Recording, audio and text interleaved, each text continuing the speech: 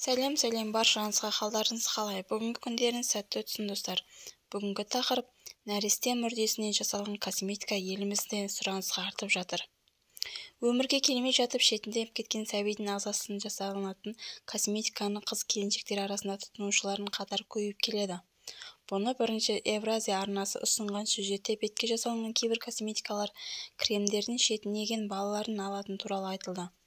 Өлі туған немесе түсік тастағаннан кейінгі шарананың қазіргі заманғы косметология өндірушілерін аттай қалап сатып жатыр. Аборт жасатып ішіндегі ұрықты алдыруға келген қыз-келіншектер шақалақты сұрамайтын белгілі. Жүктіліктің алғашқы мерзімінде баласын түсіріп алған келіншек қайғыдан қан жұтып жүргенде баласын ойлайтын шамасы болмайды. Ал бұлардың барлығы кейін бетте жасартатын препаратқа айналады. Өмірге келмеген сәбидің ағзасы өте қымбат. Одан жасалған препарат әйелдердің бетіне ине арқылы салдырады, тіпті жақпамай ретінде де жағады.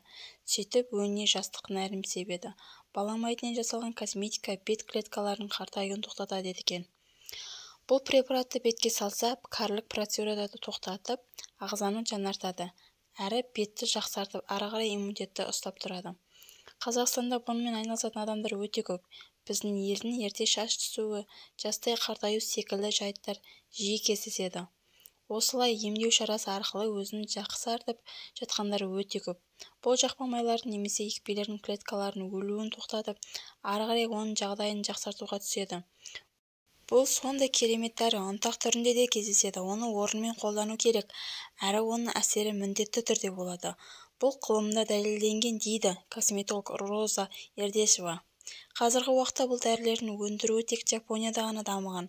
Әзірге Қазақстанда тек Ресей арқылы өтіп жатыр. Бұны еліміздің көптеген дәріханаларында кездестіруге болады дейді. Соңына дейін тыңдағандарыңызға көп рахмет, достар. Лайк басып, өз пікірлеріңізді жазып кетіңіздер және каналға тіркелуді ұмытпаңыздар, достар.